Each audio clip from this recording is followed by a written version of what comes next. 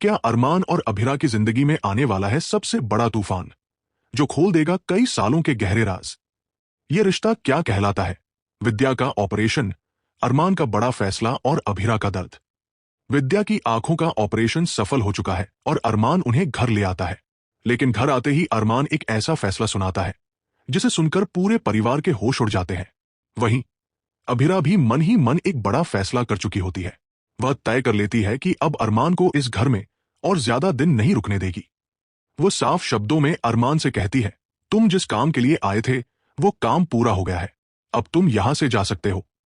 अभिरा की यह बात सुनकर अरमान का दिल टूट जाता है।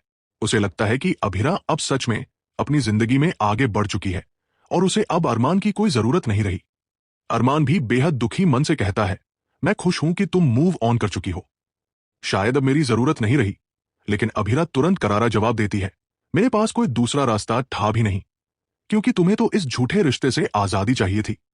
यह सुनकर अरमान भीतर से टूट जाता है। अब उसके मन में यह सवाल उठता है कि क्या वो अभिरा को सच बता दे कि मायरा ही उनकी बेटी है या नहीं। लेकिन उसे यह भी डर होता है कि कहीं कबीर या गीतांजलि उसकी बेटी को हमेशा के लिए उससे दूर न कर दे। इस डर से वह अभी भी चुप रहता है। क्या मायरा को मिलेगा उसकी असली मां का प्यार? लेकिन अब कहानी में सबसे बड़ा मोड़ आने वाला है, क्योंकि बहुत जल्द विद्या के सामने यह सच आ जाएगा कि मायरा गीतांजलि की नहीं, बल्कि अरमान और अभिरा की बेटी है। जब यह बात अभिरा को भी पता चलती है तो वो फौरन फैसला कर लेती है कि अब वो मायरा को हर हाल में वापस लाकर रहेगी। उसकी जिंदगी का अब सिर्फ एक ही मकसद है, अपनी बेटी को वापस पाना। और जब उसे यह भी पता चलता है कि दादीसा इस सच्चाई को पहले से जानती थी, तो वह दादीसा पर फूट पड़ती है।